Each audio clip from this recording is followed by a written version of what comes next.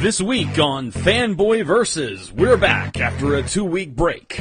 We talk about some of the missed news items and discuss our top 5 must-read books of the week, including X-Men with women. Also, we'll catch you up on what we missed and the best book of the week right here on Fanboy Versus, featuring Chris McFeely, Chris Triplett, Adam, and I'm your host, J.D. Church. Welcome to Fanboy Versus, and we are so glad that you are joining us. It has been a slight break since we have been here. We took 2 weeks. Did we take 2 weeks off, I think? I feel like it was 2. It feel like it was. I think it was 2. It seems like it's been a lifetime, though. Yeah, it does. Felt like it was 2. We've had a couple of things going on, so we'll do some housekeeping. We'll do some housekeeping here right quick. First and foremost thing I want to talk about, as most of you know, our good friend and co-host Nicole Hale was involved in a car accident last week, I believe. I think it was early last week. Yes. So she is. In fact, I think it was the. Was it the day of the show? Was it Saturday? Saturday or Sunday. It was just over a week ago. Yeah. She was involved in a pretty bad car accident. Someone ran a red light on her. She is doing okay. She is in the hospital. She is hoping to get out tomorrow. So if you're listening to this show recorded, that's going to be Monday. But whatever.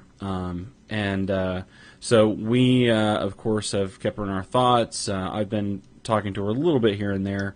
But she is basically, in that road to recovery. So I know that there's a couple of groups. I know that there's a couple of people that have tried to set up some help and stuff for her. So if you want to look into those, we highly recommend that. Obviously, Nicole's spot will be ready for her when she comes back. But in the meantime, we are going to have some fill-in hosts sort of help us out along the way. And the first one of those is going to be Adam. So welcome, Adam. If you're watching the video, he is the dynamic trio. The question is, you've got to guess which one of those three is me. One of them is. That's an actual photo. Oh, yes. One of those three people is me. I just thought it was an Alex Ross painting. Well, he has to get his models from somewhere. Very over to Kingdom Come #4. Well, I've got a 1 in 3 shots. I'm going to go with Batman. I'm going to go with Batman. Triplet? Oh, the chicken? I don't know. Unfortunately, Church and McFeely got it right. I am indeed Batman. Oh, very good. Nice. It is the only time you'll ever see me beardless. That's, I was going to say you're beardless in that, and you have amazing abs. Oh, yes. Not stuffed with toilet tissue at all. So, that's well done. So, that's not the most terrifying thing that we've had up there, but that's close. We'll say it's close. I'm going to have nightmares now about Batman and chickens. So, Adam, again, thank you for joining us this week. Very much for inviting me on. Well, and hopefully, we may have you again. Like I said, we'll have a rotation of probably some people that have been on this show. May try to use this as an opportunity to get some people that haven't been on the show but have wanted to be on, or that I've wanted to have on, come on. So hopefully that'll work out. But like I said, we're very anxious for Nicole to return as soon as she is well, and well enough to be on, which is again hopefully soon. So. Of course, thoughts go to Nicole. Yep, absolutely. So, second bit of housekeeping is that we are starting a brand new format for the show today. And it's going to be an absolute train wreck. So, But you know what's great about train wrecks? People stop to look at them. They do. So, if nothing else, this should be entertaining because it's going to be a little bit different. We'll just go with it as it goes. Take it as it comes, as it will. But it should be a lot of fun. Hopefully, it'll be fun for you, and we would love your feedback on it. Please let us know what you think of the new format as we go through this.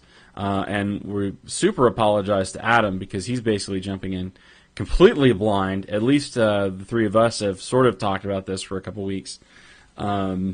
As Chris McFeely is like, yeah, right. I saw an email. Yeah, there were a couple of emails. At least they knew that something might happen. So the other piece of housekeeping, I guess I should say, is that I'm alive. I've had like 2 tornadoes in the last 3 weeks try to kill me, and how close did this last one come? Because this last one was within miles. God. Yeah. I'll put it this way: the last one was the more entertaining one. This particular tornado, yeah, entertaining. Maybe that's a bad choice of words. This last tornado started. All these always start like west of here, and it was sort of like heading at us, and then it veered south, so it was going to go south of us. We're like, okay, we're cool. And then it took an abrupt northward turn, and so then it was coming right at us again. And they were saying that this was huge. And oddly enough, they were directing people, they're like, this is going to be big. If it hits your house, you're going to die if you're in your house and you're not below ground. And we have nowhere, good to go in our house. Our house is sort of built like a circle in the sense that all of the rooms are around the outside. So there's no like interior room, which is what they recommend. So we like grabbed our cats, put them in one carrier, got in the car, and thankfully we did the right thing in terms of we drove like east a ways and then north a ways and then east a ways again. And thankfully the storm, as we were driving, took another southward turn and missed our house and missed all of our stuff. So we were good. Didn't have any damage. Didn't lose anything here. There were a couple of people within the city killed. There was a lot of traffic. There was a lot of flooding. So it has been pretty crazy here in Oklahoma City. I don't know what we did to piss God off, but if there is one, probably because you don't believe in him. It's probably because I don't believe in God. Yeah, that's probably what. And he's ticked about that. You're like, or something else. I don't know what, but anyway, it's been kind of crazy. So we're ready for like the weather here to calm down. But I'm okay. Some of you may have been seeing tweets. I think probably not the ones on the other side of the ocean. Maybe saw them later, but the local people saw me tweeting as we were like driving away in pandemonium. So we're gonna try to not do that anymore. Anyway, okay. So I think that's the last bit of housekeeping that I had to give out. So let's go then to the news, and Chris McFeely is going to tell us what happened. What have we missed? What's going on? I wish I could keep track of everything, so I'm really just cherry-picking the stuff that I can remember because it's far too hard to search back through 3 weeks of stuff on all the major news sites. So, most recently, I guess, DC's latest, well, one of many horror stories, although this one's quite amicably presented, is that James Robinson is leaving Earth 2 and the company. What? Yes, he has confirmed that he's leaving the company. He will not be writing anything for DC with his departure from Earth 2. But it's all been presented in a very upbeat and just amicable way. He's not saying he's not. It's not being framed as if he was storming off the book or anything. That's what I didn't understand. Yeah. If, he was not happy, and that's why he's leaving completely, or what? Because everything about it was kind of weird. Yeah, there's very few other ways to. If it came out on its own, in isolation, it would be like, oh well, whatever. He must have got a better offer somewhere else. But in context of everything else that's going on, you do have to think that maybe it's just more of the same, and that he's just been a little less table flippy ovary about it on his way out. Well, because he had plans. He's no Rob Liefeld. He's a little bit. I mean, he's a little bit older and wiser, though, right? I mean, yeah. I mean. But he did. We know he did have plans for Earth 2 through the end of the year at the very least, and into next year, which are obviously not happening now. So something happened. Yeah. So do we know who's taking over that book then? I don't care enough to keep track. I don't know yet. That's what I was going to say. It's one of my favorite books, man. Help me. That's the thing. I do hear consistently good things about Earth 2. Yeah, it's been great. He's gone, so does it matter? Is that book going to make it now? That's a good question. Only Scott Lobdell. Oh God. Yeah, I would hate to have to drop the book if someone... really at this point, the only person they could put on that book that might pique my interest and get me to stay with it is probably Jeff Johns. Oh boy! But it's not going to happen. So. Yeah, I don't see that happening. Give it to China Maville. God damn it. Well, actually, hey, no, that's probably the thing I should have led with, because this would have been news last week, the week before. The week before, some of the cancellations. Yeah. DC have had their newest round of cancellations, which include Legion of Superheroes, which is a little surprising. I mean, it wasn't selling great or anything, but that's one of their more mainstay books that they've always tried to keep out there, so it's a little surprising that one has been cut off. Demon Knights, which is perhaps not massively surprising, and our beloved Dial H. Yeah. Aw, really? Which is perhaps not massively surprising, but that's kind of sucks. Massively annoying. Yeah. What's interesting about that? Was it not selling well? It was never selling great. I mean, you would think it would obviously have bookstore clout, but I would think it would be like the book is like, okay, everything else in DC sucks. Buy this book, and it would have this massive influx of like the best-selling DC comic just because there's nothing else. And I think that the thing about that bothers me and scares me is that instead of trying to promote books that are good but not selling well, they're canceling a book no matter how good it is, and trying to then continue to sell and create more stuff from the stuff that's selling, which is like that Deadpool idea, It was like, back when Marvel was like, oh, Deadpool's great, we need to make 500 Deadpool books, I mean, whenever something sells as low as these things do, though, there's really not any recovering them, to be honest. You got to come out of the gate strong, or you get nowhere really in the modern industry, So. But they've got 52 books. I mean, surely I certainly don't disagree with the second part of that argument. It's like surely there's room for a book like this. They need to let go.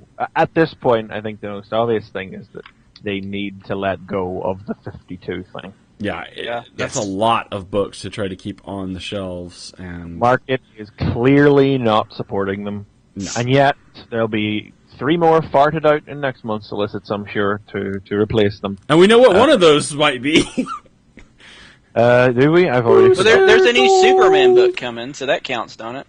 Yeah. That was before Superman Unchained or Booster Gold.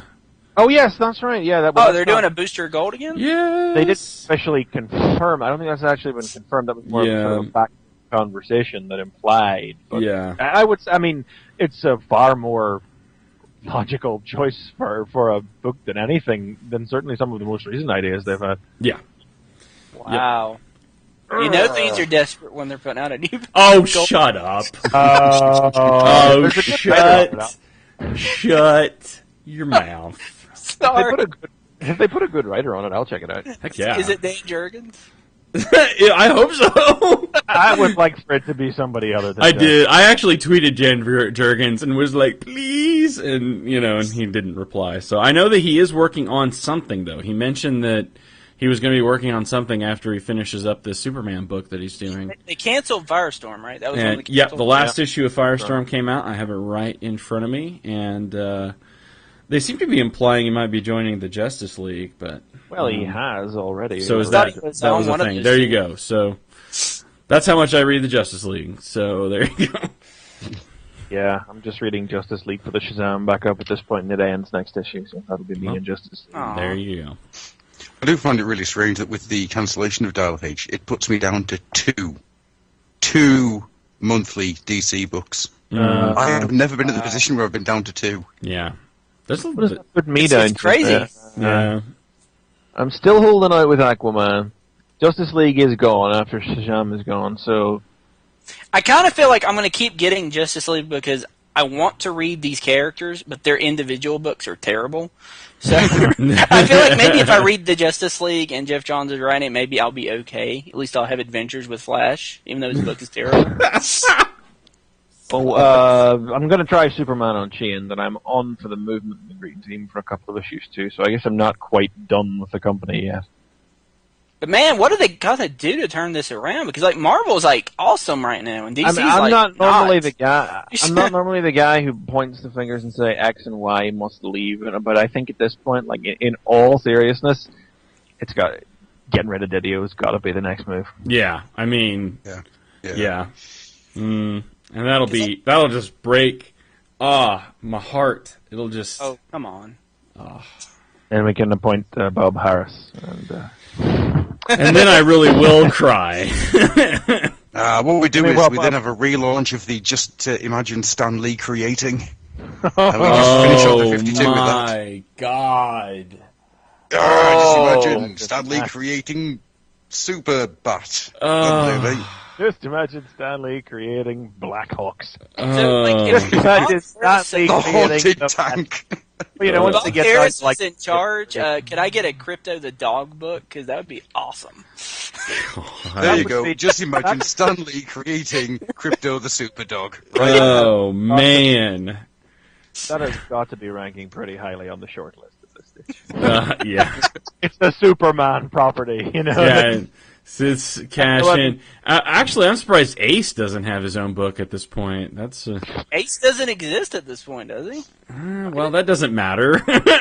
Yeah. But Crypto does, so they can make Yeah, Crypto does, but I mean, really, actually, you know what? You know what? They need an Ace and Crypto book. Oh, There you just go. sold it. It's gonna happen now. They call it. Here's what they call it: the Super Friend Pups. No, they call it Triple D. What's a dog-related world's finest joke? I can't think. Help me. World's The man's furriest. super best Oh, friends. there it is. I think that'll do. And it can World's be furriest. The world's furriest. Freaky the Super Cat in there, and Yep. Comet the Super Horse, and Beppo the Super Monkey. And you can get Art Balthazar and Franco to do it. Oh, wait, they already do those in children's storybooks. Just publish those. Oh, yes. I don't know.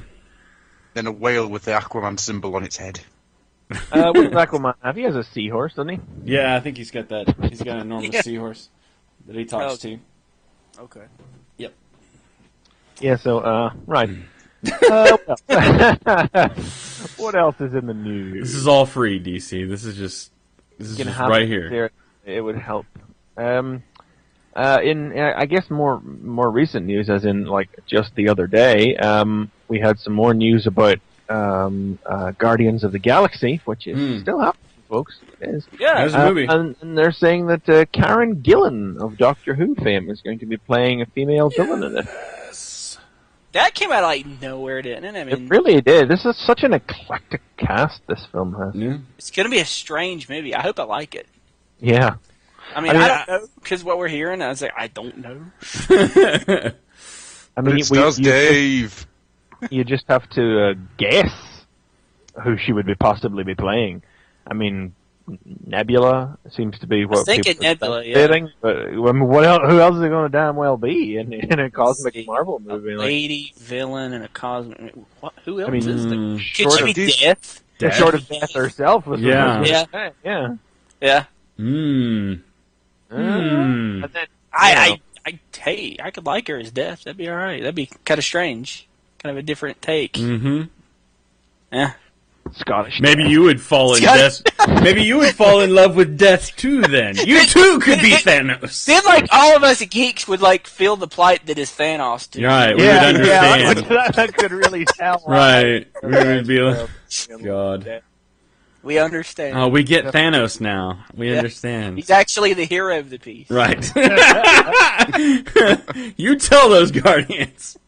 Would Death still be ginger, or would they have to change her hair color? No, they got to leave the hair color, dude. No. Can you really have a ginger Death? Yes, you've got to. Yes, red A Death. sentence I never thought I'd ever hear. Can you have a ginger death? Is it like Discworld, where she just plays the death of gingers, or I thought you were going to say, is she going to play Binky? I thought that was going to be quite harsh. gracious, no. Oh, Good lord, Chris. Good lord. wow. What the heck else is in the news? Kind of coming up short here. Marvel hasn't, besides announcing that, Marvel really hasn't announced anything new. Infinity is happening, and that's really all that's on the horizon for Marvel right now, comics-wise. There's nothing new major coming out from Marvel with Infinity happening, which is a 6-issue miniseries with tie-ins in the appropriate Avengers book, and also Thunderbolts for some reason. Movie what? news. I remember some movie news. Scarlet Witch and Quicksilver. They're going to be in yeah. Oh, yeah. Yeah. I don't And, think that... and he's going to also be in the next X-Men movie. Whoa, crossover. Yeah, what happened there? No, probably a different actor. A dick swinging from Bryan Singer. Yeah. I had a theory the other day. It wouldn't actually be a crossover, but it would be just so excellent if Joss Whedon cast the same actor just to confuse the hell out of everybody. That would be awesome. You know? I think it would be. It'll probably more likely to confuse the common man if it's not the same actor. Yeah. You know, like all those people who are like, "Oh, well, where's Batman and the Avengers?" You know, question. God. They exist. They were real people. That makes me cry. But I don't think a confirmed Scarlet Witch in the movie continues to fuel my thoughts that Coulson is the Vision. Because how do you have Scarlet Witch without the Vision? Coulson is alive. Coulson's alive. He's not alive. Yes, he is. In the TV show. He's in the TV show. What do you mean it's a lie? To be the Vision, I don't want him to be the Vision. How could? The Vision's gonna be in the movie. Okay, well that's a different case. Hope, but that's at least Avengers 3 because you best not be giving me no Vision before Ultron. Yeah, you gotta have Ultron before the Vision. We have Ultron also. But I pretty much. Who says Thanos has to be the villain for Avengers 2? Well, I don't. This is the thing. I don't really expect Thanos to be the villain for Avengers 2. I mean, we talked about this before. I've put this forward before, but internal to the film itself, before that post-credit scene rolls in Avengers, the whole film is setting up the World Security Council to be the baddies of the next story. You know. And I feel like the Marvel Cinematic Universe is in such a place that that they could assemble their own Avengers. You know, you take the Abomination, you take War Machine, you take Bucky, who you can slap in the Alex Ross costume after the events of Captain America through the Alex Ross Captain America costume, and then you basically just fill it out with say 2 more members, and that's either going to be Giant Man and the Wasp or Quicksilver and the Scarlet Witch, and there's basically your government Avengers who are going to go up against the real ones and then lay down their arms and work together whenever the real threat appears, whatever it is. So they follow the typical team up where they like fight each other at first and then they like get along. But they fight each other because they hate each other and are supposed to. They fight each other, then they solve the problems, and then like the shitty team becomes Avengers West Coast. That's how it goes. No. What happens is the government-sponsored Avengers then team up with the Bryan Singer X-Men team and go off to Genosha, then. Oh God! This is so perfect too. Listen to this. Okay, so like the shitty team becomes Avengers West Coast, and then they've got a way out to explain why Robert Downey Jr. is no longer Tony Stark because he goes with them. There you go. Boom. Not terrible, actually. Yeah, you get rid of Iron Man because he's gone. He went to the West. Seriously, I knew there was somebody I was missing. Falcon would be on that. Oh yeah. Falcon's gonna be there. You know, he's in Captain America too as well. Right. So, I mean, the universe is really in. So we know they wanted the Abomination for the team already. War Machine is already a soldier. Falcon's a SHIELD agent. We have to see what they do with Winter Soldier, but I feel like he could be positioned in such a way as to become Bucky Cap before the end of it all, and then throw 2 more members in there to pad it out. And I mean, if you were planning for the future and doing Ultron, you probably he could be U.S. agent. They could do Bucky Cap. Or they could make him U.S. agent, smash the 2 characters together. I'd be cool with that. Wow. We just wrote Avengers 2. Oh my god! We really need to charge for this stuff. That's been in my brain since last year. You know. I just executively produced Avengers 2. Yeah, have I not said that on this show before? I don't think so. Have you? Well, I say it all the time when I'm talking to people in work, so maybe I haven't. But I thought I had. Yeah, that's my vision for Avengers 2 anyway, but then who knows, maybe Thanos will show up and maybe we can have another alien invasion in a city somewhere. Oh, yay, that'll be great. I just feel like Thanos, I enjoy Thanos, but Thanos isn't an Avengers villain. No. Cosmic universe, he's a Marvel Universe baddie, he's not somebody for an Avengers film. If you can't bring the entire... If you're doing an Avengers movie with Thanos, you're doing what? Infinity Gauntlet. That's the only story that matters, right? Absolutely, yeah. Which, sort of makes sense that they could do because, But if you can't bring the entire forces of the Marvel Universe to bear against Thanos, what's the point of doing Thanos? Yeah, that's really like an all-universe deal. Like, that's a down-the-road kind of Get your universe padded out. We're gonna need Daredevil the seed in there. is there. We're gonna have to see what. Because Daredevil will really be the first. I just tried to slide that in. I wanted to see. I was just trying to slide that in under the radar. You know? It would be great. It's great if Daredevil was the deciding factor. That would be the greatest thing ever. The Thanos' ship goes dark, and then Daredevil's the only one that can navigate through it. You know, he steals the gauntlet. No, Thanos is like, he won't kill the Avengers. They will still be alive to witness his triumph, but he blinds them all. And Daredevil will be all like, "Oh, face, bitch, come here." Yeah, saves the day. Motherfucker! Wow. Good job, Ryan Reynolds. Oh, Ryan Reynolds as Daredevil. Hey, get out. Anyway, is there more news, or we could make up some more movies? I guess. There might be. I can't think of anything else. No. Did we talk about the CBR thing, the DC thing? Do we want to mention that as well, or? I wasn't aware of it, so you told me about it. So you. Well, the long and short of it is I guess CBR posted the other day. They basically consolidated all of what they referred to. Not they referred to, but I would refer to as the DC bitch threads. So, like, all the threads that people had posted about DC sucks for this reason, and they've screwed this up, and this is wrong, they sort of consolidated that into one enormous bitch about DC thread, and now you can't start any other threads where you complain about things happening in DC other than in that thread. Now, I don't know, but that kind of seems a little... it's one of those things where it's like I get both sides of it. Like on one side, you don't want your entire forum to be people complaining about various things about DC. But on the other hand, if you're kind of having an open forum about communication, and that just happens to be the things people are complaining about, I mean, at some point, isn't it just kind of it is what it is? I don't know. Mm-hmm. Yeah, it's bad marketing, isn't it, to sit there in your forums and have everybody, every thread ever, all complaining about something that you're putting out. So you can kind of see what they're doing when honestly, the most intelligent thing to do was be better. Yeah, I mean, maybe. Yeah, and that's maybe the thing. Maybe have good writers. The thing that bothers me about DC's approach to this is to sort of they're doing more work to sort of squash the bad PR than. Yep.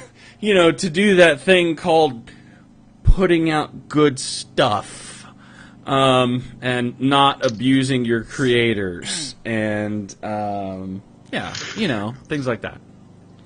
So those of us here at Fanboy Versus, though, we will remain true, and since we really have no shot at ever having good PR with DC, then we will continue to be truthful on this show.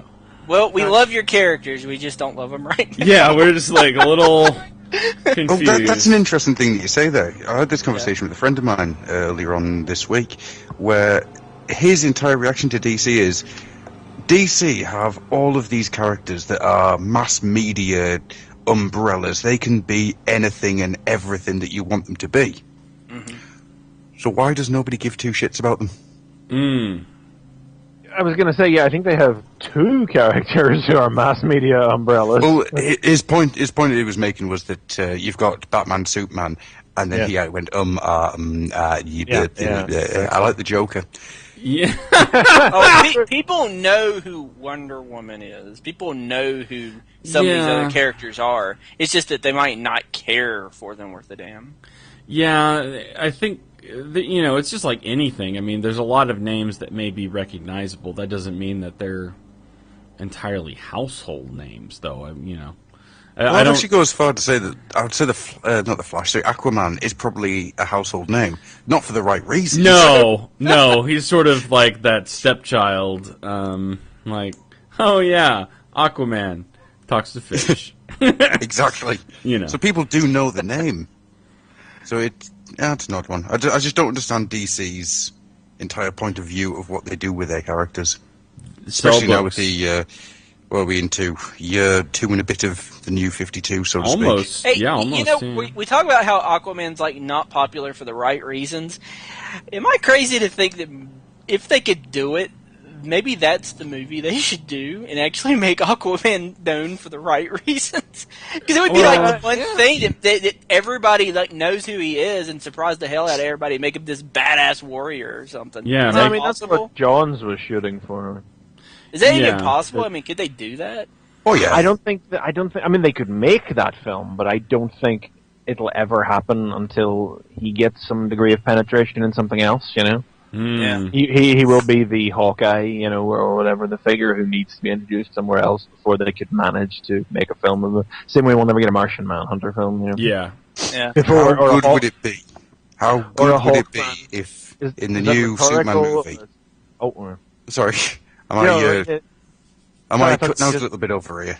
no, I thought you were just asking the question: how good would a Martian Manhunter movie be? It would Well, be there's good, that. But how good would it be if Aquaman just appears in the new Superman movie? Not for well, long, if he's just in there. Yeah, just throw him in there. He just fights a guy out in the water. They don't even explain Okay, now it. here's another one I've been saying all the time at work. So have I said this on the show before? What I want after the credits of Man of Steel. Nope. no. Okay, right. Okay, two possibilities. Okay. Right, Okay. two possibilities.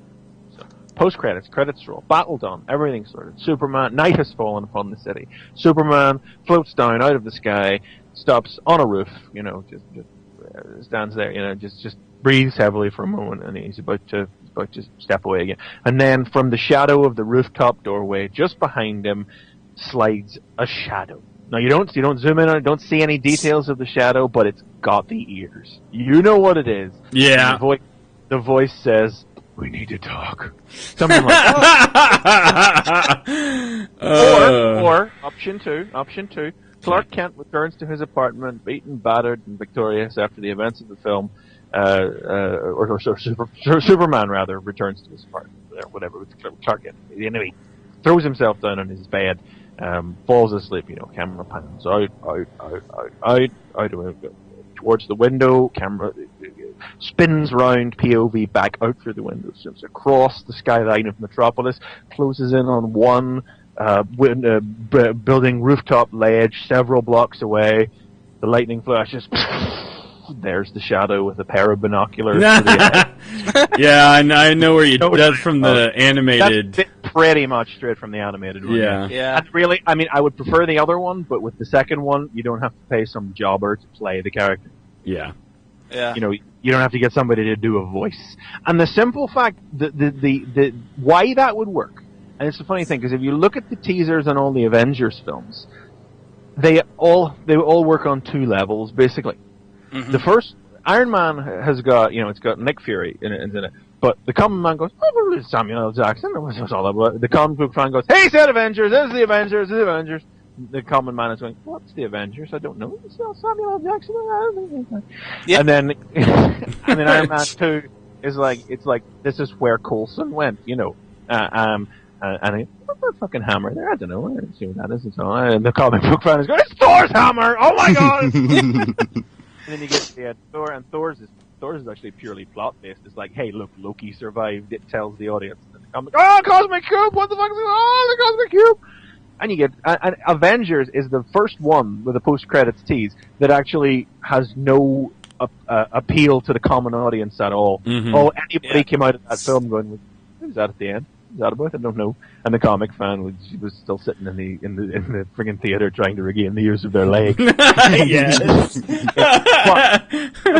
I peed my pants. And you gotta imagine what would happen if they did do the Batman thing, because like you're saying, Everybody knows the Batman. everybody would go crazy. The world would collectively lose its shit. They would lose their shit. Yeah. Oh my God, it would be amazing. Oh man. So obviously, I don't expect them to do it because it would be Yeah. too good. DC. We already know how Man of Steel is going to end.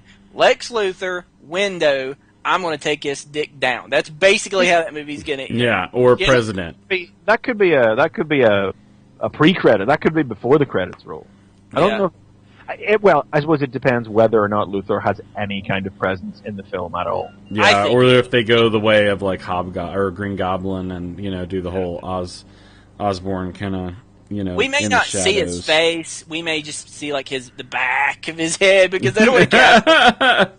But like you'll get like this idea that he hates him. Like he'll like throw a newspaper down or throw his iPad on the ground or something. I don't have a reason for it. Yeah, you can smash that console for the robot dinosaur or whatever it was that always happened. Oh God. Basically, what we're saying, DC, is would you look at what you did in your cartoons and just try and do that for Do Christ's some cool sake? stuff, would you? If we Look could what you actually did- get Justice League cartoon in a movie, my God, I would lose it. yeah. I would lose it Totally. so But much. for Justice League Unlimited, I mean, that's the thing about the Justice League cartoon is having like rewatched it. Oh god, ML Pony in the chat's just posted Man of Steel would end with a close-up of a single tear rolling down Superman's face. That is the most plausible scenario of anything. Yeah. Yeah. Having rewatched all of the Justice League cartoon just at the end of last year, it's like that 3-part pilot it works in a cartoon. But a lot of that will not translate to a film. It's like Superman and Batman already existed, so did a Green Lantern, so did Flash. Martian Manhunter is brought in as part of the plot, and then just plopped into the middle of it is also, by the way, there's a magic island that the Greek gods invented for all lonely women. Just go with it. Alright? Wonder Woman, you all know Wonder Woman. Just go with us, okay? We have to get her in here somewhere. That's basically how she's introduced. And we're not even going to come back to the island for like half the season, you guys. Seriously, just go with it. Because you couldn't get away with that in live action. Like, I do not know how they think they could possibly do a Justice League movie without at least introducing Wonder Woman. I could understand Doing the Marvel approach. I don't know how they could do it without doing the Marvel approach. I could understand Flash. I could understand Martian Man. Again, like if you're doing an alien invasion plot, you can bring Martian Manhunter in as part of that and just go from there. I can even understand Aquaman, but I honestly don't think you can do it without doing Wonder Woman first. Yeah. But they'll try. When we're talking about hypothetical scenarios and infeasible films, we all remember how Guillermo del Toro was talking about doing this kind of Justice League dark film. And he wants to do Swamp Thing and Dead Man and Constantine and Zatanna all in one film. And how we all balked at it. But I was having this conversation with somebody recently, and they made the very good point of, just do it like Hellboy. And suddenly I thought, holy shit, yes. Yeah, that would work. That could work. Yeah. Just treat them as a pre-existing supernatural detective agency done with its tongue in its cheek, so they're like, yes, this is Alec. He is a swamp man. That would be badass, actually. Yeah, that would totally work. One of our members is a ghost who possesses people to communicate. It's like it would be a tiny Asian woman, and the POV character would be like, "And you are?" And then it was like, "Hey, what are you looking at?" And it would be this is Boston. Great. Make that. I want to see this made. I want this now. Oh, jeez. Wow. It's like, we got a problem with the plant. Call in Swamp Thing today. We need him to talk to it. Yeah. Yeah, something like that. The plant's sad. He ain't gonna talk to me. He'll have to have like a human form though, and then like where it's like all the branches like close down, and then it like goes back out. That would be awesome. No, I think that they would just keep him like that all the time, just like Abe Sapien, just floating around in the. I figured Swamp Thing would kind of. But he would be doing really mundane things, like just doing the vacuuming or something in the background. He would be the image in my head there is just, this is Alec, he's a Swamp Thing, and he just looks up from doing the dishes. Oi. He would have like one of those Japanese trees. He'd be trimming it. That would be a scene. Oh, man. Consider that barbaric. I mean, you probably have some sort of scene there where somebody is tucking into a salad and he's just chastising them for it, something like that. Yeah. He throws a guy through a window because he's like eating a salad. Oh my god. Something like that. You play up that as a humorous angle, All right. Well, we have sold. I don't know who your POV character is. It's probably Constantine because he's so street. I was going to say street magician-y, but that's a whole other guy. What about Zatanna, though? I think Zatanna would probably be a good, interesting POV out of that.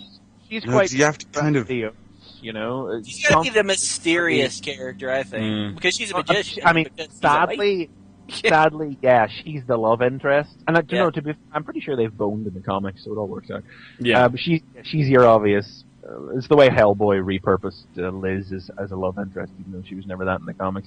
She would be the love interest for Constantine and Constantine. That's probably what it is, actually. Whoever's in charge of this, you need a fifth. There needs to be a fifth. I can't think who it would be. You got Deadman, you got Swamp Thing, you got Zatanna, and it's like whoever is the fifth, brings Constantine in. Constantine, I'm interested, Mike. It's Detective Jim. And then Zatanna walks past, and he's like, how much you say it paid? And then he's in because of Anna's legs. Something like that. We'll end on this note, just because I want to. We've sold way too many ideas too. Yeah. But one thing I loved about Avengers, no love interest. That was great. Yeah, very true. Yeah. I like it. I absolutely love that about Avengers. They, Joss Whedon, praise the Whedon.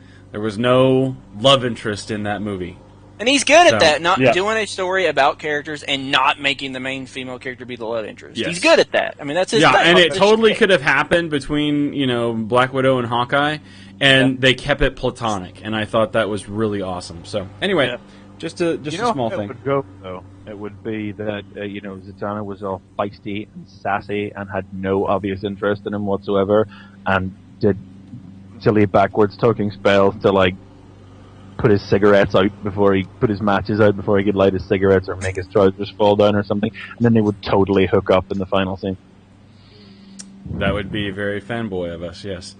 All right, let's talk about some comics then. Yeah, let's talk about some comics that came out this week. So this is our top 5 must-read books of the week in no particular order, as we are prone to do in this show.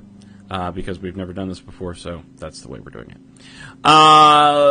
Number 5, then, on our list is going to be X-Men number 1. That is a new number 1, and of some interest. This is the all-female X-Men book, is that correct? Yeah, this is the book that should be X-Ladies, but it got named X-Men number 1. X-Women. I'm still holding out for X-Ladies, but I don't think they're going to change it. I think Double X-Men. Double X-Men. Yeah. That works as well. Yeah. It's a cool book. I like it. It's different. I don't know. I know you guys talked about a while back. Brian Wood, is his name Brian Wood? Yeah. What did he do? I don't know if I've read anything he's done before. Well, he's doing Star Wars over at Dark Horse at the minute. But Star mostly, Wars. So he's shopping around for a new job. Well, yeah. Well, he's with Marvel now, so maybe they can just carry that on. Yeah. So yeah, it's a cool creative team, and he's writer Olivier. Is that how you say it? Olivier Copel. Yeah. Great art. I mean, the book is gorgeous. It's probably the best looking X-Men book that's coming out right now. And I love Dark Wolverine and X-Men. Yeah, because there's a lot of good artists on There's a lot of good artists in the X-Men books, but this book just when you can say that about Stuart Immonen and Fraser Irving and Chris Bacalo and I forget who's drawing Wolverine at the X-Men at the minute, but yeah, there's a lot of good talent on the X books art-wise. Yeah, and it's just a really great looking book. I mean, it's good. I don't know what to say about it. I mean, I'd recommend it because it's something different, and it's not. Even though it is the focus is it's basically the X-Men women, they're not the only characters that are in the book, and it is a little bit misleading because it's like another X-Men book. You know what I mean? It's because Beast is in there and some of the other X characters are in there, but it does feel like they're going to kind of focus a little bit more on the female characters. And for God's sakes, to bring Jubilee back in this issue. Yeah, answer me this question because I was wondering this. I didn't get a chance to read this. I wanted to get a look at it. I haven't bothered enough to look this up for myself. Is Jubilee still a vampire? I don't know. I was going to ask you that. Man. Okay, she's out in the daylight because she's on a plane. She's coming from I think Germany or something back to the United States, and I'm thinking, okay, well she's out in the daylight, so maybe she's not a vampire. But then again, maybe she's one of those vampires that goes out in the daylight. I don't know. A reverse vampire. Or are they just going to ignore that? Or I mean, she doesn't drink anybody's blood in the issue. If that helps, I don't know if she looks like an Asian, young lady. She doesn't look like. Well, that's rare enough in and of itself, so that's nice. Yeah. Rare enough when anybody actually remembers to draw Jubilee Asians. Yeah. That's what I'm saying. The art's There's nice. an entire generation of people who don't realize Jubilee's supposed to be American Chinese. Her name is Jubilation Lee. Yeah. Yeah, but then nobody would acknowledge that. She's Jubilee. Whenever you hear what Jubilee's real name is, your immediate reaction is not, oh, Chinese. It's, what a stupid name. Moving on. Who names their kids Jubilation? Yeah. Jubilation Lee. It's like she got the code name first and worked backwards. Yeah. Oh, so true. Yeah, but the book is a good start. I'm looking forward to the next couple of issues. We'll see how this goes. If they can keep the creative team, I don't want the artist or the writer to leave because like how that happens. You'll have after the Marvel's first doing arc pretty or good something. about it right now. Yeah, they've kept a lot of people on books. So. Right says in the chat that she's pretty sure she still is a vampire. Okay, we'll go with that then. That works. She's still a vampire. We just can't tell. Can she still do the sparkly things even though she's a vampire, or would that kill her? Would she go... No, well, she lost her power. Like she forgets one time and throws him out there and then, melting! Well, no, she lost her powers, House of M. That's why she became a vampire. She got all desperate and shit. But I didn't read any of that, so I had no idea. Oh, wow. Might have got her powers back after... Christ, I don't even know now. I don't know. Wow. Maybe she got her powers back after the Phoenix event. Yeah, maybe. I mean, that's that one would reason the you got to vampire. read issue 2, because you got to find out, is Jubilee still a vampire? These are things we need to know. So. Inquiring minds want to know, So Brian. pick up this book and then want the next one. I just want to know, when Wolverine's going to guest star and they're going to go team up 1990s style. Oh, man. Well, it's Marvel, so it can't be too far off. Yeah. I mean, hell, I had Wolverine in my Scarlet Spider the other day, so, it's all possible. To look forward to soon. So, But that's X-Men number 1. Very awesome. good. So, number 4 then on our list is Adventures of Superman, and number 1 again. Now, we all remember this book, right? Is this the one that they canceled the family thing for and then did this? It seems Or? like a regular Superman title back in the day, Adventures of Superman. Well, yeah. Right? Okay, so we don't remember that this is the Orson Scott Card was supposed to do the story in. That he didn't. That's what this was. Really? Oh, okay. I mean, also that statement that Superman Family Adventures was canceled to make way for this is probably... Well, I saw this and I was going to pick it up because I didn't know, is this a monthly? Is this like a one-shot? What is this? Is this a monthly? It is. It's part of the anniversary, though, right? This is part of DC's line of digital first comics that come out, online first and are then collected in print, like Legends of the Dark Knight, like Smallville 11, Little Gotham, Batman Unlimited, what else? Batman Beyond Unlimited. There's a bunch more that I'm forgetting. This would be most comparable to Batman Legends of the Dark Knight, where it is just creators of note or not. In this case, yes, of note. So in the digital, was it broke up into the short stories? Yes. It was just the short story? Okay. Yeah, this issue is made up of 3 10-page stories, which were 3 separate, I think 99-cent digital releases, which are here collected into one. How many? Well, 30 story pages altogether. So you get 3 stories. You get one by Jeff Parker with art by Chris Samney. That's Jeff Parker of Thunderbolts, or I know mainly it's Jeff Parker as Agents of Atlas. I was inclined to pick it up because of that. You get a story by Jeff Lemire of Chew and various other DC projects, which he wrote and drew. And you get one by, who's the other one? Justin Jordan and Riley. Hang on. Who's the creator team on that one?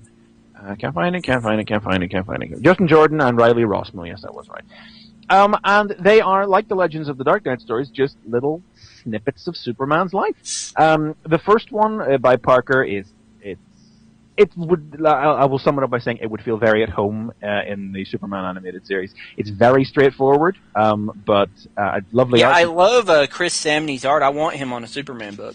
This is the guy we know from Daredevil at the moment. Probably the single most important thing to mention about this entire book is that Superman has got red trunks in all 3 stories. Hey, red trunks! Yay! He doesn't have the new suit. What's up with that? This is not New 52 concerned, so there's immediately something very classic. I think the whole idea that all 3 stories really are something very cozy and very classically wonderfully lovely Superman. You know, the first one is by Parker is just Superman saving people from a superpower guy running rampant. The last one is probably the most forgettable one, in which Bizarro just causes some trouble, and Superman stops him from causing trouble by using Bizarro logic. There's nothing much else to say about it. The middle one by Jeff Lemire is definitely the best, in which the middle one's cute. I like the middle one. Yeah, it's so cute. It's one of those very the classic touching side of Superman, in which two boys play Superman, and one of them wins. He's going to be Superman. He's always Superman, and then the other one just dances between whatever villain he feels like being, and we go from Luthor to Brainiac to Parasite to General Zod to Bizarro, and they're fighting on the moon, and they're fighting over Kandor, and they're fighting in Metropolis and whatever. And it's just very cute, and it has a nice warm-hearted ending as well that could be interpreted in a totally creepy way. I would be honest when I would say that I really have no particular inclination to pick up the second one off the back of this, because they are just single one-shot stories. They're good for what they are. The Lemire one is the most memorable. The others do not linger in the brain. They are fine for what they are. But if I was being the political radical, I am not. I would say I probably bought it more to send a message to DC than anything else. That you want them to go ahead and continue this line and get that Orson Scott Card book out. Yeah, that's the one. Yeah. Okay, good. Yeah, pick it up for the Lemire story, but the others are fine for what they are. The Lemire story is worth reading. Excellent. Okay, number 3 on our list, in, again, no particular order, is End Time of Brom and Ben? What? The End Time of Brom and Ben, which is the basic concept of that one, is the rapture happens. And Bram, a early 20s stoner guy, goes off with the rapture. 30 seconds later, he's sent back because of a clerical error. What? Nice. He then, as he's actually been in heaven for, in his time, a few weeks, then starts setting himself up to be a new, almost rock star messiah, which doesn't go too well, so he sets himself up to be the Antichrist. Issue 4 just came out this week, and it appears that Penn and Teller are in fact the Antichrists, and the reason that they are so annoyed at Bram and Ben is because, well, they've messed up their plans by letting everyone know that heaven exists, hell exists, and you can't go to Valhalla unless you really want to. Huh. It is a weird little comic.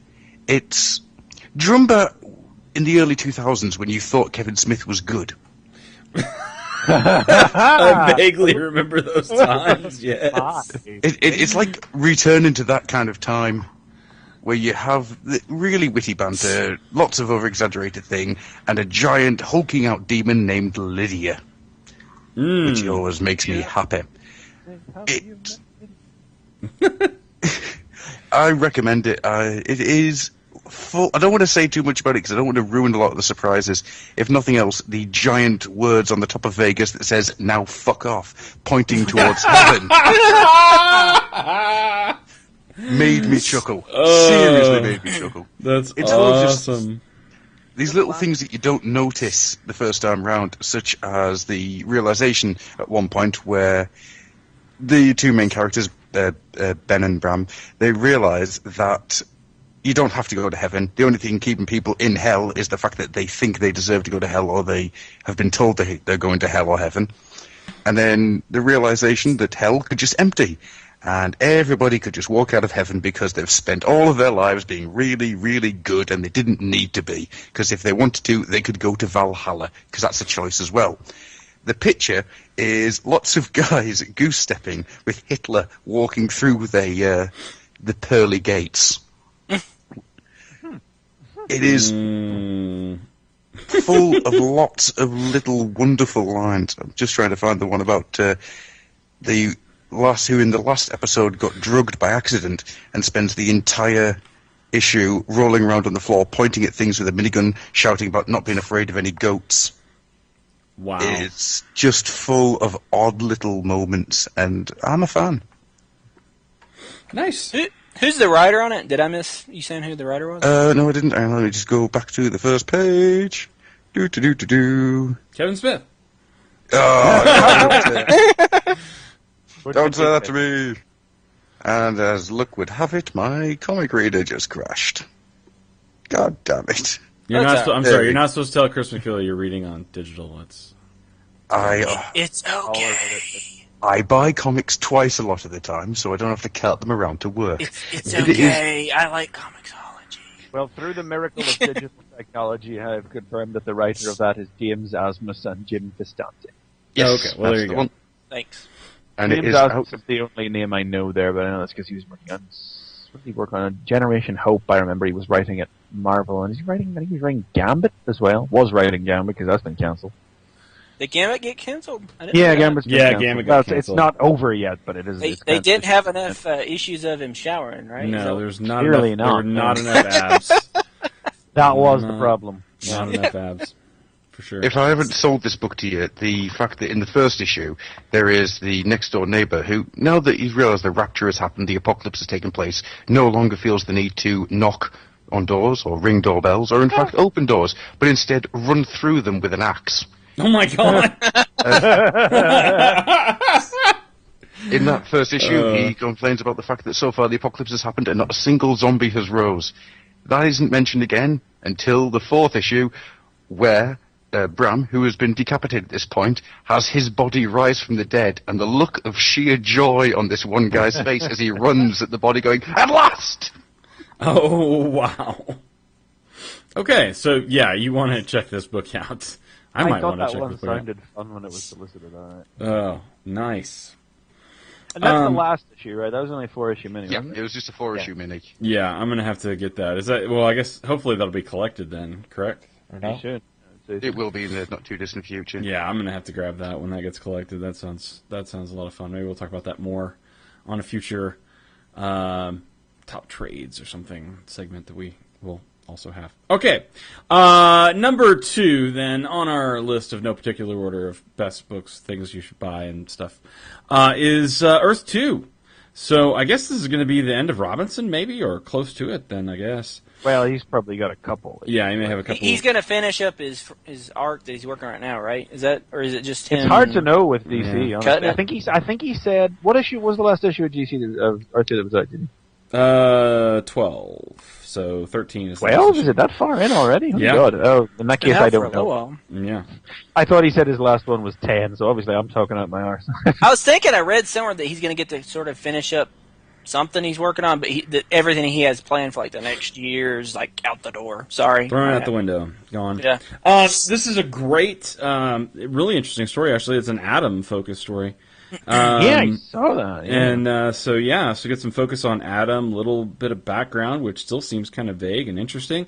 And then there's Has he been in Earth 2 before? Oh, yeah. He played a part in it before. He even was in like the second or third issue, I want to say. Okay, cool. And has been in and out since that time. This issue talks about a lot of stuff that's going on in the background. Let's see what Captain Steel is in this as well. A lot of, like I said, there's a lot of little, feeder elements that are in this book. Oh yeah, there's a Batman, and then, but there's also, Batman. Yeah, Batman. That's, yeah, just a little bit of news. Yeah. That's kind of the selling point of the issue. I mean, for God's sakes, who wants to buy an annual? Oh wait, there's a new Batman. Well, and I feel a little bit of bait and switch with it, because this is the introduction of the Earth to the new Batman of Earth 2. They sold it as the introduction of that, and it is. I mean, it doesn't fall short of that at all, even though this is mostly an Atom-focused story. I guess they felt like they couldn't sell it by focusing on the Atom. They focus on the Earth 2 Batman that we learn absolutely nothing about, and is literally in maybe 5 pages. Turns out if you put the Atom on your cover, you actually sell less issues than you put Batman. Right, you put Batman on the cover, you sell books. You put Atom on the cover, and you don't. So, there you go. Yeah. But anyway, so this is actually setting up, and actually there was like 2 or 3 pages of Barda and Mr. Miracle, so yay for that. But yeah, we are definitely getting into like the bigger world here of Earth 2. They've been setting up for a little while. They've been talking about Steppenwolf, setting up his empire and kind of leaning in that direction. We've really got some super players in play. We know the military is setting up their own sort of super group. Hawkgirl's alignment has been out there, so they are really kind of setting up for this next push. Now, that's where I'm concerned, because Robinson has set all of this up, so who knows where the next writer is going to take it. But I want to love that book, but man, it's like I got behind it and then I got caught up and I liked it, and then now he's leaving the book, and I'm like, yeah, I know. I want to drop the book now. I don't even want to. I don't even care really. I'll see. They can put anybody on it, and I kind of don't care at this point. It'll just depend on how it goes. I'm going to check it out. I'm not going to cut it too quick, but I'll give it a shot. Just publish an Earth 2, a Fourth World book, guys. I don't know. Look up. I look up from my Avengers whenever you publish that. Oh, so true. So, the number one book on our list, which is, again, in no particular order, is another number one, which is Doomsday. Did I type that correctly? It's Doomsday, number one. And Doomsday is a... You're going to notice a trend here. It's another really odd off-kilter book. Now, hang on. Hi. This is Doomsday .1, right? Yes, it is. It is. That's not an Doomsday issue number. That's the title. So this isn't the guy that Doomsday beats up Superman. .1. Okay, that's a little. It's not the guy that beats up Superman, right? No. not that dude. No. Okay. All right. I just want to make sure. It is by IDW, written by John Byrne, pencil and inks by John Byrne. Yeah. Sorry, I couldn't pronounce that for a second there. And the entire point of it is, Earth has an apocalypse. And it's all from the point of view of a group of multiracial guys on the space station watching it happen. Nice. Oh. That kind of sucks. You know what? Yeah. I think if I did, I would have to like break the tension, because if that happened, I would just go, "Oh well, damn." Somebody would just go. Fart. Yeah. Oh. Oh, That- shit. That sounds like one that of two stinks, movie man. trailers I saw lately. Oh. End of the world stuff, and then like breaking up the tension with like a fart joke or something. Yeah. That sounds like two trailers I've seen recently. Yeah. What? This is the end. This is the end. I of cannot that wait to see that movie. Yeah. Sounds like every Michael Bay movie to me. Yeah. It entirely set on the space station. No. Halfway through the issue, they try to make a landing back on Earth. And then at the end of the issue, they get to see the ash-ridden planet that they used to call home. It ends just with them seeing the first sunrise after Doomsday. Wow. Because I just had to go check, because I thought this was the guess, but this is, I'm not sure if you'd call it a reimagining or a reboot or a reinterpretation or an ultimate version of whatever, but this is based on whatever, Doomsday Plus One, which was John Byrne's first professional comics work in the 1970s, published by Charles. Right. Yeah, so that's why it's Doomsday .1. That's why it's part of the. He was only the artist on it. Joe Gill wrote it, but Interesting. yeah, that's what that is. Yeah. So That I'm familiar with. But. No, it's not what I've ever heard of. I might have to go back and have a look at that, see how it matches up to this one. I think my favourite part of this... Comics from the 70s, you know.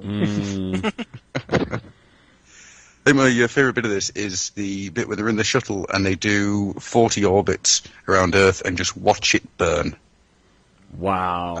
And it's just, ooh, and was it 19th orbit? Europe is gone. India, Russia, most of the Asian continent. I find myself thinking not only the people who have perished, but the cultures, the histories. 31st orbit. The oceans and ice caps have no effect of slowing the ring of fire. Today we watch Canada burn away. Wow. So it's, it's really happy-go-lucky, cheerful stuff, yes. But there's a bit of proper science fiction, like you used to be able to get in the sort of 70s and 80s. Yeah. Really enjoying it. I'm looking forward to seeing where it goes. I'm just thinking, and we watched Jersey burn, and we just sort of shrugged. It really makes me think of something like a 2001 when you're talking about like proper type of science fiction. Reminds me of stuff like the old Andromeda Strain movie. Yeah. It's got that kind of feel to it. Okay. Where it's not all action based. It's all quite. I was going to say a slow burn. Yes, it is. It takes 40 orbits for the Earth to burn up. Ooh. I wish I could say that was on purpose. Anyhow, but yeah, it's quite solid and highly recommended. Nice. Cool. So there you I'm go. glad to hear John Burns doing something that's recommended. That's excellent. And working, yeah. Yeah. Good. If it had good been that last he's week, working. I would have been shouting at you to read Helheim. Undead zombie Vikings! Well, how can you top that? So, all right, there you go. Top 5 need to read books of the week. Thank you so much, guys. So, let's move on then, if we will move on to this week's segment, which is what did we miss? So we've been gone for 2 weeks. Obviously, we've missed out on a bunch of stuff, and we want to kind of catch up and catch ourselves and each other and you all up on what you might have missed that's come out. So what first on that list, I guess, would be a book that we talked about coming out, which is Green Team. Now, Chris McFeely, did you check this out, correct? Yeah, the Green Team. The Green Team came out. DC's companion book for, well, not really a companion book, but it's where the movement, which we talked about earlier in the month, was the 99% book. This is the 1% book. The Green Team, which is we may have said it before when we talked about it before, but it's based on a Joe Simon idea, which one single issue was published of in the 70s before it got sucked up in the DC implosion and ceased to be. And it is about teenage trillionaires using their fabulous wealth to do awesome stuff. So it's Richie Rich is what you're saying. It's kind of Richie Rich, but with superpowers, yeah. There you go. But it's not like playing baseball with gold bats or stuff like that. Yeah. God. It is an attempt at altruism. Our POV character is let's see, where was it he was from now?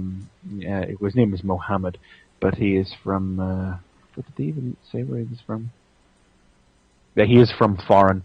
Yeah, and he has come to a secret technological expo that only the best of the best companies are invited to. Commodore Murphy is the lead character, and most of them are named for the original characters in Joe Simon's Green Team. Commodore Murphy and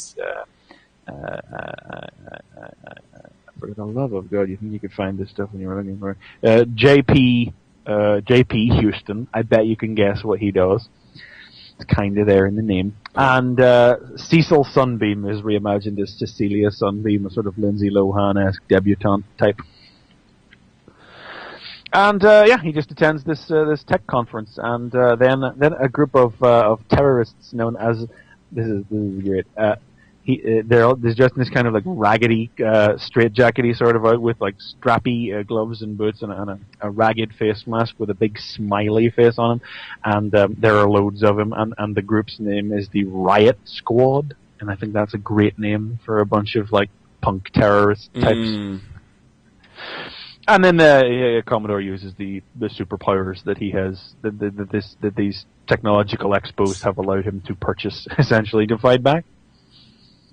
And it wasn't, basically I would sum it up and say, I didn't enjoy it as much as the movement, but I thought it was pretty zippy. I wasn't sure what to expect out of Baltazar, because remember, this is written by Art Baltazar and Franco, the Tiny Titans Superman Family Adventures team. Oh, yeah. I forgot about that. Yes, with art by Ig Guara, who I don't know of. So are you going to keep getting it, you think? Do you think you'll I am coming back for the next one. There's enough going on here that I'm interested in. They lay the characters out in very broad strokes. There's going to need to be some severe deepening going on. I mean, Commodore Murphy is the beautiful, blonde, sunglasses, indoors type of young, hotshot businessman type. Cecilia Sunbeam has nothing between her ears. And J.P. Houston, well, he god darn it, and what the hell? And gosh, wow. you know. No, I found the first issue entertaining enough that I'll come back for the second. Not as good as the movement, but it's not a bad start. I think I'll come back to check it out some more. Yeah, I finally read the movement. I'm glad I picked that up. That was a good issue. Yeah, movement's fun. Looking forward to the next one. I believe the next part's out next week, actually. Ooh. Cool. So I need to try to get that. Another thing that came out, this was probably the big thing. This was the thing last week, at least, that everybody was, the big thing we're supposed to be excited about. The Green Lantern issue 20. This is Jeff Johns' last issue. I almost thought about picking it up, and then I thought, wow, I would have no idea what was going on. So You could have read it, I think, because Yeah. what I'd done is I missed half of the issues that it crossed over with, and thought, oh god, I have no idea what's going on. Just read the Green Lantern issues, and even though I missed some stuff, I don't think you're supposed to know what's going on. Did all of the other color cores implode, and we're just left with Green Lanterns? No. Oh, No. well, then never mind. Then I don't care. No, Johns did not shut down his.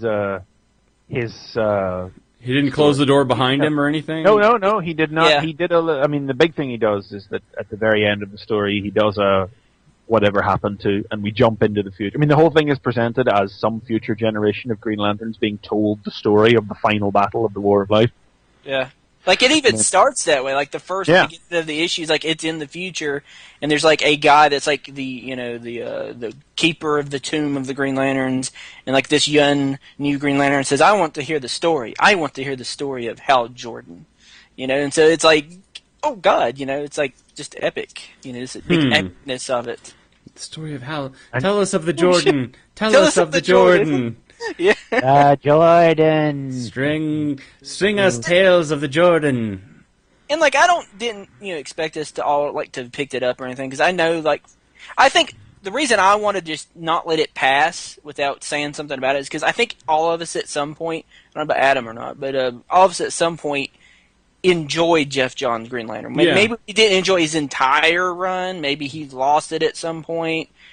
Opinions, whatever. But, all of us, I think, enjoyed it at some point, whether it be the Sinestro Corps, which is, I think, the peak, because that was awesome. Yeah. Mm-hmm. Or whatever. But it's just, it's the passing of a generation. It's the end of an era. It's the end of an era. Yeah, I think most people would probably basically agree that Blackest Night was sort of the tip. It was kind of all downhill after Blackest Night. Yeah. It stopped being stories about the characters and started just being stories about the cosmology and the world of Green Lantern. Right. The big crossover event was more important than the actual character. I mean, I had to break it down for somebody a while back, and do you know how many books there are, graphic novels collecting Green Lantern from between Blackest Night until the New 52? Mm. No idea. 2. Wow, really? Yeah, the whole Brightest Day thing with the entities and the War of the Green Lanterns. Because everything that was going on in Green Lantern after Blackest Night was just event, chunk, event, chunk, event, chunk. Wow. Yeah. But, no. The sheer, whatever, there are some people who hated Jeff Johns' Green Lantern from the outset, but I don't think anybody, even like the most ardent of denier, could ever hope to reasonably believably deny the massive significance that Jeff Johns. Yeah. He did the impossible, really. He made Hal Jordan an important character again, for God's sakes. Hal Jordan had gotten to the point back in the 90s where it was nobody's reading this book. Nobody gives a shit about Green Lantern. We got to kill him off. We got to introduce Kyle Rayner. We got to do something different with it. Yeah. And Jeff Johns. This Kyle Rayner guy sucks. We got to get him out of here. Let's get. Hey, shut up. It's okay. We made Kyle Rayner a White Lantern now, so everything's okay. But even though there's all this, like you were talking about, it's just an event. And this is just a big ending to the event. It's kind of cool though. Did you read it, McFeely? Did you? I did. Okay. I did read it. I kind of like it that how it's like he plays it up. Okay, it's the end of the wrath of the First Lantern, which I still don't know what in the hell the First Lantern is. I read this. They didn't give. I don't think they ever fully really explaining where he was, where he came. He was some dude who turned up just after Krona finished looking at the secrets of the universe and helped. He's some human. He was just a human. Yeah. Is what he was in a spacesuit. He just showed up and he got the first Lantern ring. Yeah, he helped the Guardians through their creation of their mastery of the emotional spectrum and all that. And not once does it ever actually explain who he is or where he came from or why he's named after that bloke from Earth 3. And you think the whole thing is going to be, this issue is just going to be them fighting him, and it's not. That's done. I want to say halfway through the issue, and then the real fight, the real sort of final thing. It's not really a fight, but the real sort of big thing is it really comes down to what do you think it's going to come down to? Hal Jordan and Sinestro. How else are you going to end his run? Well, yeah, I mean, that's what it's been all about. Sinestro. And I thought that was kind of... It's easy to forget that Sinestro was gone for for longer than Hal was. Yeah. I mean, Hal killed Sinestro, and that was it. I mean, when Sinestro came back in Rebirth, just as Hal did, it's easy to forget that. Mm-hmm. And I like that they did that. I mean, it's wacky, it's crazy, you know. Oh, he's Parallax. He's Parallax Sinestro. Yeah. It's wacky. I mean, it really is wacky, but it's good. And man, it's the things that he does in it. I mean, do you want to like spoil some of it? Are we okay with that, or what do you think? Well, I mean, nah. Because it's pretty wildly changing things. Because like what he does, what Sinestro actually does in the issue is gonna. I mean, I guess it's set up for the next writer. The next writer could like undo it if he wants, but like, but he'd have to stay on the book for more than 3 issues first. Oh, yeah. I went there. No, this book actually isn't one of the books that's. Yeah. It's the other books that are suffering greatly.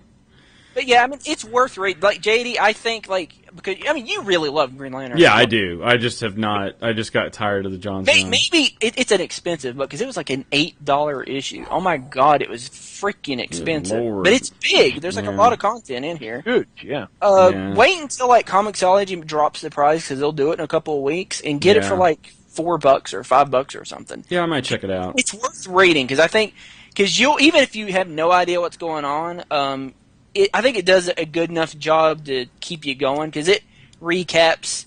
I mean, John's is good at one thing. He's good at recapping events within his story. Mm-hmm. Like, you could like read this and you'd be like, oh god, you know, this happened and this happened. Oh, I understand why Sinestro's so pissed because this happened, and you know, all this other stuff. I mean, you've read enough Green Lantern. Yeah, I think I could probably get the gist of it. Yeah, so. and you get the gist of a lot of stuff in it. So. But yeah, I thought it was a good ending. I thought it was. It's a good ending to a rather meh story.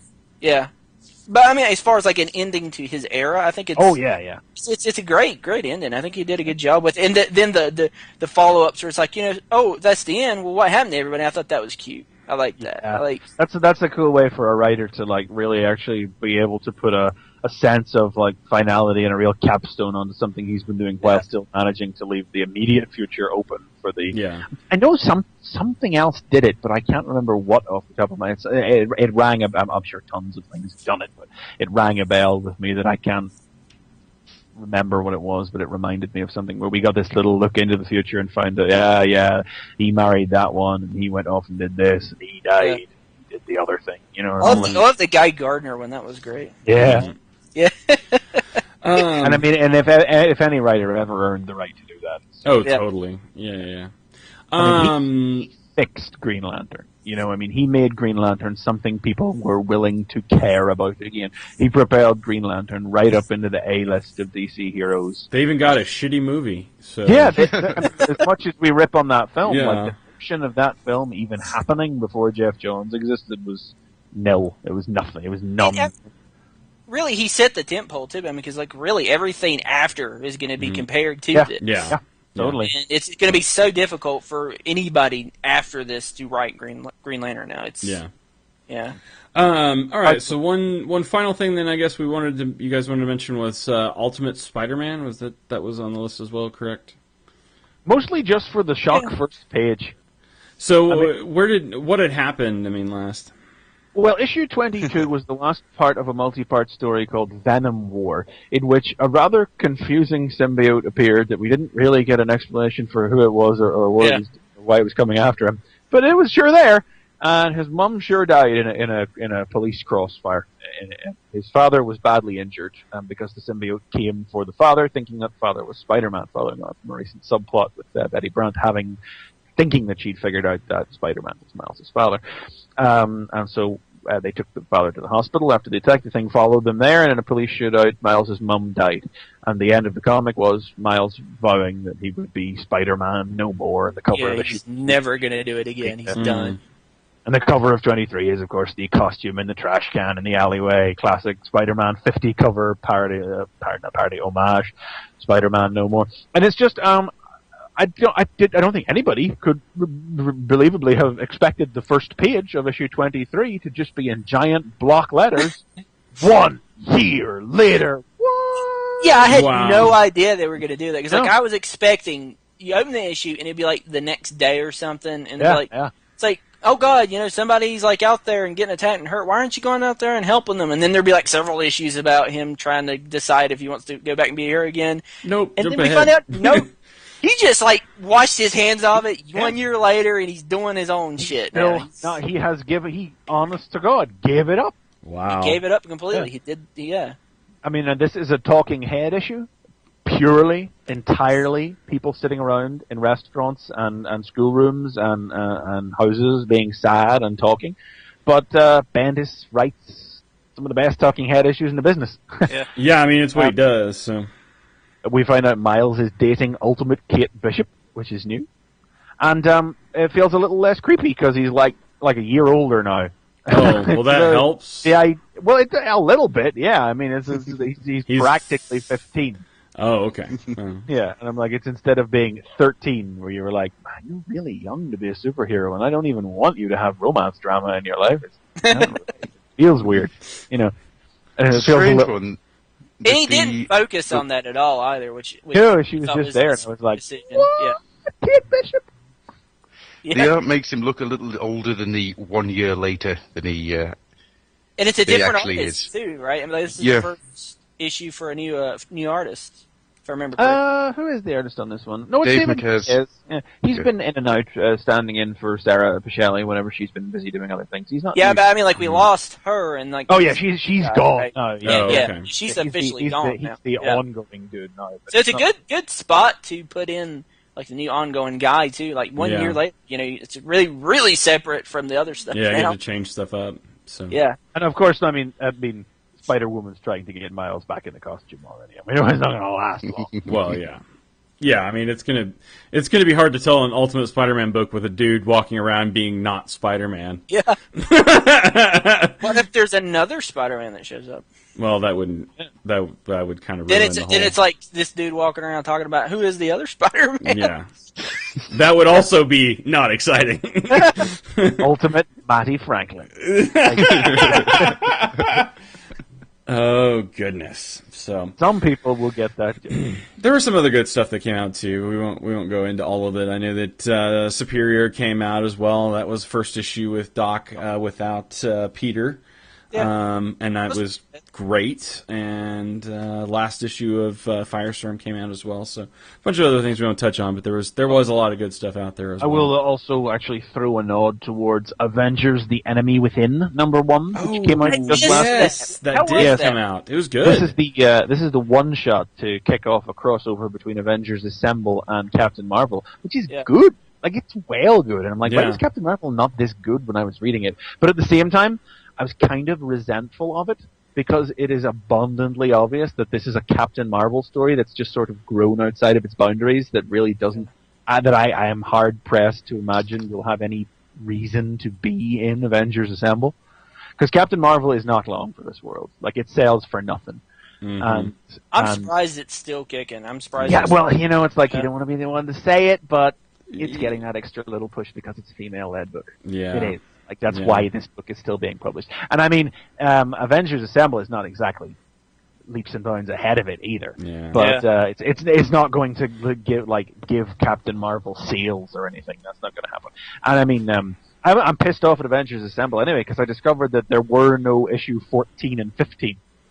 Oh yeah, didn't they get overridden for? They had Ultron tie-in issues, but they published them as 13 and 14 AU, and there were no regular 13 and 14. Oh, they're gonna Yeah, I skip- think oh, I God. think I saw that was happening. They did, yeah. Well, I hey, don't it took care over my. because they weren't written by Deconic, so I didn't pick them Yeah. up. It took over my Uncanny too. My Uncanny Avengers. Uncanny Avengers is set in the Ultron. So did they Age of skip Ultron an issue universe. of Uncanny Avengers also? They didn't skip an They Uncanny didn't Avengers. skip. It's like They built just- into the story. Yeah. So what does that say? That like the one book that they skipped the issues on is Avengers Assemble. What does that say? Yeah, what does Yeah. that? And I mean, Avengers Assemble, for being the book that was originally promoted as the one you could just pick up and go with, we've got 2 issues of crossover with this next, And then we have like Infinity crossovers after this as Mhm. well, preceded by 2 issues of Age of Ultron crossovers. Yeah. I'm like, yeah. They're farking it up a little bit. But removed of all of that, the first part of Enemy Within was legitimately very good. I had Very fun with it. I liked it. Yeah. I missed out on it. My comic shop didn't even get it. I don't even think they even ordered it. But I have this, not even that it's a Captain Marvel story that's grown out of its boundaries. I have this gnawing sensation that it could just be issues like 15, 16, 17, and 18 of Captain Marvel that have just been put in Avengers Assemble. You know, this is Captain Marvel 15. Yeah. This is not a one shot. Yeah, it did. It totally was that. It's got a Captain Marvel letters page in the back. Yeah, this is the next issue of Captain Marvel. Yeah. But it was good. It was still good. Yeah. That's the important takeaway. It was good. It just should have been the next issue of Captain. Yeah. So, okay. Well, the time has come then, gentlemen. The time has come to pick our first best book of the week. Unlike we have done ever before. So, for those Some of you... ominous sort of like Who Wants to Be a Millionaire kind of waiting. Kind music. of, yeah, totally. There's a little bit of tension here. What's your final answer? Yeah, so here is how this works. You each will have 30 seconds, because I'm going to go ahead and limit you. Mainly just because it's Chris McFeely, and if I don't, he will just go on. Love you too, bro. And so each will have 30 seconds. You're going to sell me on what you think is the best book of the week. It could be something that you have already mentioned or that someone else has mentioned. It could be something you haven't, whatever. And then when it's all said and done, I will have the final say over what is the best book of the week. So since Adam is our guest, he gets to go first and be in the hot seat first. So, Adam, you have 30 seconds, and your time starts now. I could pick Helheim. I could pick More Than Meets the Eye 17. But I'm going to go back to what I've already mentioned with the End Times of Bram and Bill. And I'm going to do it by saying the following lines. Sorry, I didn't mean to get emotional. Of course, I'm not sure if that's a tear or the rest of my eyeball running down my cheek. It's your eyeball. This is the greatest day of my life.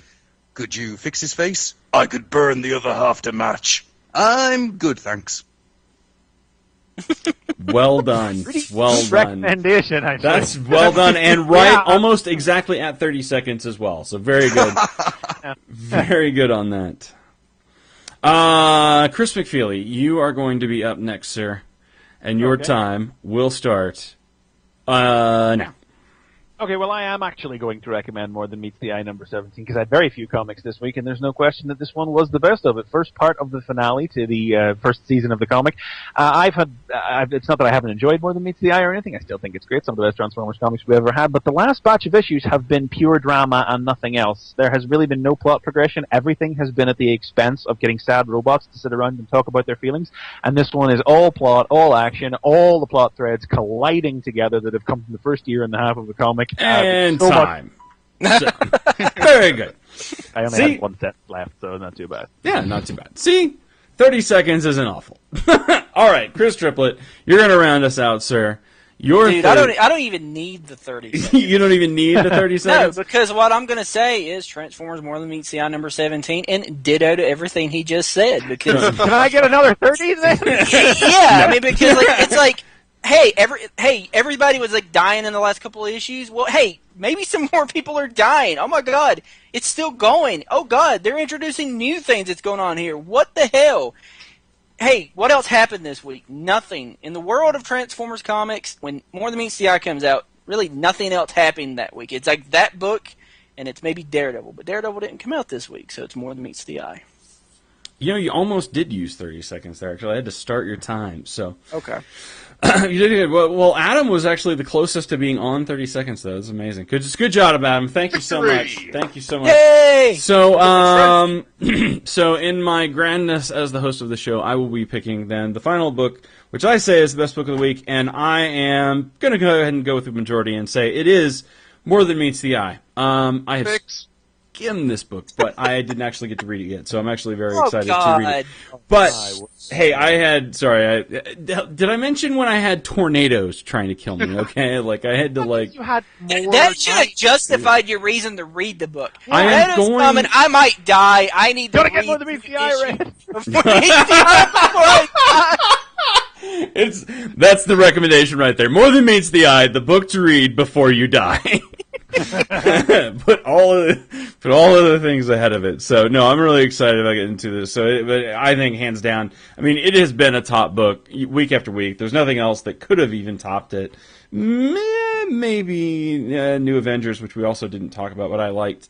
Which was good. It was a good issue. It just wasn't a breakout issue, and I almost went with that.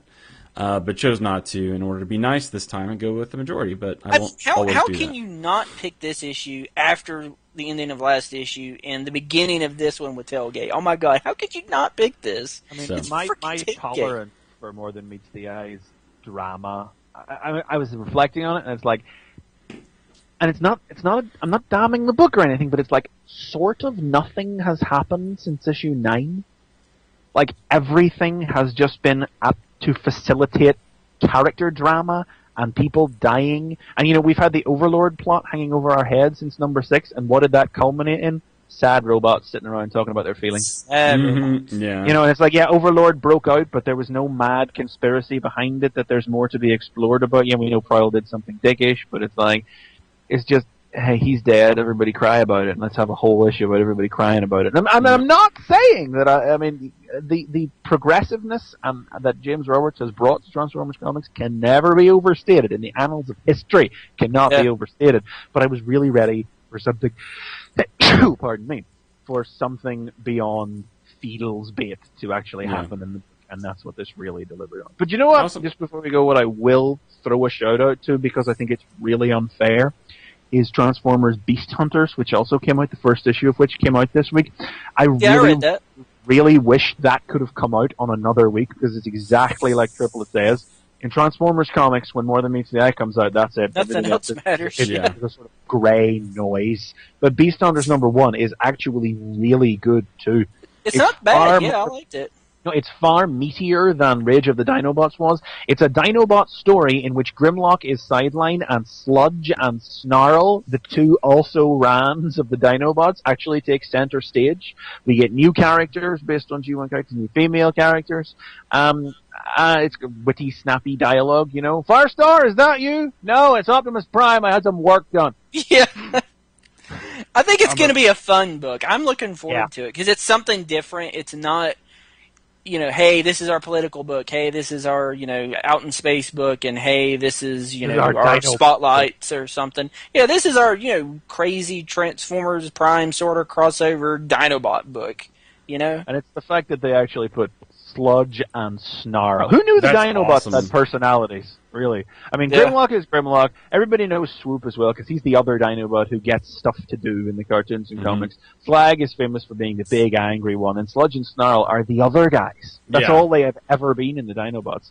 And here we have a Sludge who is, like, compassionate and trying to talk Grimlock back off the edge, and Snarl is this analytical guy who is really saying that, you know, maybe if we taxing Grimlock is better for the planet, because there are these debates and disputes and things that need to be settled that only he can do, even if it's going to risk damaging him personally. And you know, it's like, who knew the Dinobots could have personalities? Really, I really wish it had come out in a different week and had some room to breathe, because it is honestly really worthy and worth checking out.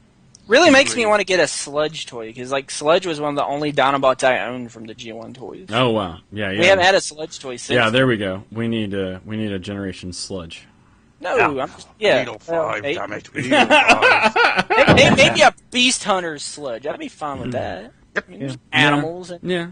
Well, I mean, heck, Beast Hunters is all. I mean, this is set on Cybertron with the Dinobots following on from Rage of the. I mean, the Beast Hunters title is a bit disingenuous because there's nothing to do with Beast Hunters happening in it at all. Probably as the book goes on and once the cartoon has finished, they'll be able to. Yeah, do more. Yeah. But right now, it's got nothing to do with it at all. But it is about blending the worlds of Transformers Prime and the Fall of Cybertron, War of Cybertron video games even more. Gotcha. I The was a line big fan of continuity the- again. I was Yeah, a yeah, big fan of the Rage of the Dinobots mini. Huge Rage of the fan of that Dinobots. thing. very, very underrated. It was a very solid comic, not massively all right. remarkable, solid comic that a lot of people were slamming for reasons I just could not fathom. Yeah, it wasn't the greatest thing I ever read, but it was all right. It was not bad. Yeah, it was fine. It was a perfectly competent comic. There was nothing wrong with it. It gave us Circuit, who I loved Yeah, to death, and Mangler shots. So are we getting a repaint of that toy? Is it going to be Circuit? Is that a lock? No, Circuit the Reddick. Isn't Circuit already coming out? Isn't that the... No, that's Ripclaw. Ripclaw is the mold, and Circuit... Ripclaw is out, but what I'm saying, are we going to get a repaint of it so it looks like... I don't think... Well, it would be nice, but I don't know. Who knows? Is that a future BotCon exclusive, you think? Who knows? I would say the potential's pretty high, yeah. Mm. It's a future Adam exclusive. I've already bought the paints and paintbrushes. But to back on the More Than Meets the Eye, I just want to say one quick thing. The art is really nice, especially on this one page where they're all looking at the portal. I want a poster of that. You got like everybody just kind of looking up and like their hopes and dreams. I don't know if it's like fear or maybe there's hopes and dreams like looking at the portal. Yeah, that's cool. I would never have thought that I would consistently and thoroughly sing the praises of Alex Milne as much as I do with More Than Meets the Eye, but that guy just completely, pardon the pun, transformed his body of work with this series. Yeah. It's been great. I can't say enough good things about the art on it as well, and I never thought that I would be able to say that. Yay! All right. Well, there you go. Best book of the week, More Than Meets the Eye. You definitely have to check that book out. You should also check out most of the stuff that we talk about on the show, because if it's good, we'll usually talk about it. If it's not, we usually don't.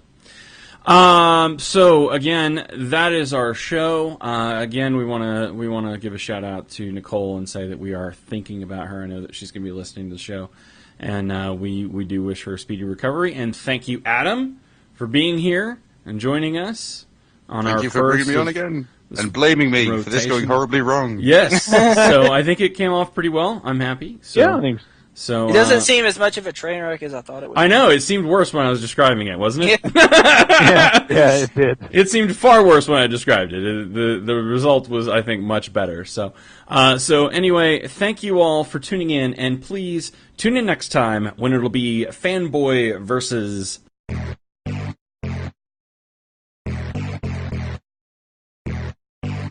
You've been watching Fanboy Versus with your hosts J.D. Church, Nicole Hale, Chris Triplett, and Chris McFeely. Download our Android apps. Visit tfradio.net/Android or search Google Play for Radio Free Cybertron. Watch Fanboy Versus on your TV. Visit tfradio.net/TV to learn more. Have a question or comment? Leave it on our Facebook fan page or mail it to contact@tfradio.net.